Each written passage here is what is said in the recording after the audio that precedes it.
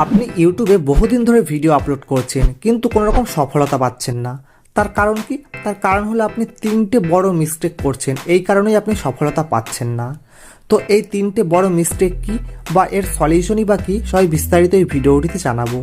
তো চলো শুরু করি। তো প্রথম মিস্টেকটি হলো কনসিস্টেন্সি মেনটেন না করা। ধরুন আপনি একটি দুর্দান্ত ভিডিও বানালেন, কিন্তু তারপর অনেক কদিন হয়ে গেল আপনি আর নতুন কোনো ভিডিও আপলোড করছেন না। তার ফলে কী হবে, ইউটিউবের যে অ্যালগোরিদম রয়েছে সেই অ্যালগোরিদম কিন্তু আপনাকে ভুলে যাবে।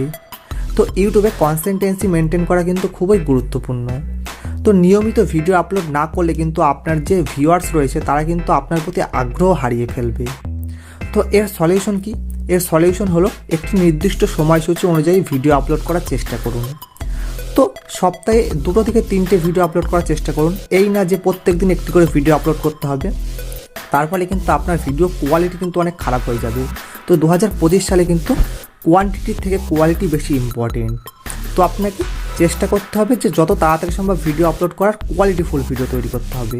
তো দ্বিতীয় মিস্টেকটি হলো থাম্বনেল ও টাইটেলের দিকে গুরুত্ব না দেওয়া। আপনার ভিডিও যতই ভালো হোক না কেন, যদি আপনি থাম্বনেল ও টাইটেল আকর্ষণীয় না করেন তাহলে কিন্তু আপনার ভিডিওতে কেউ ক্লিক করবে না। আর যদি ক্লিক না করে তাহলে কিন্তু আপনার ভিডিওতে বেশি পরিমাণ ভিউজ আসবে না। তো আকর্ষণীয় থাম্বনেল এবং টাইটেল রাখার চেষ্টা করুন।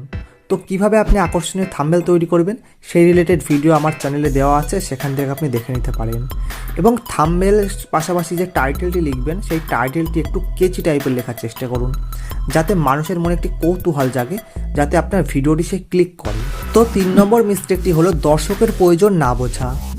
আপনি কি শুধু নিজের ইচ্ছা মতো ভিডিও বানাচ্ছেন, নাকি দর্শক যেটি চায় সেটি বোঝার চেষ্টা করছেন? যদি আপনার কন্টেন্ট দর্শকদের প্রয়োজন না মেটাতে পারে তাহলে কিন্তু আপনি ইউটিউবে কখনোই সাকসেস পাবেন না। তো এর সলিউশন কি?